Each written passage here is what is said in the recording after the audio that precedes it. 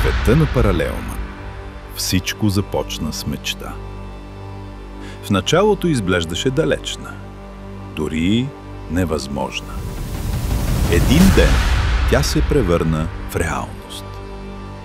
Но какво костваше това?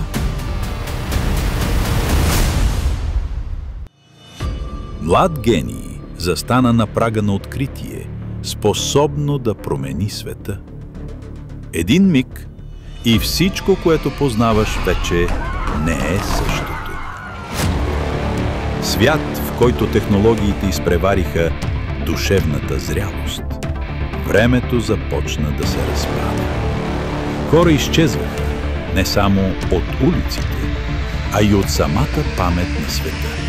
И тогава онези отвъд материята се приближиха.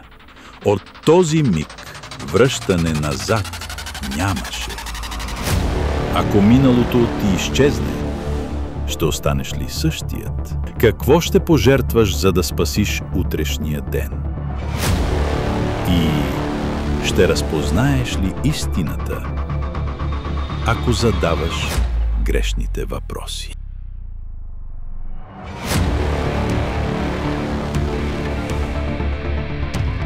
Издателство Ерове представя романът «Паралелма» от Виктория Алис Цветкова.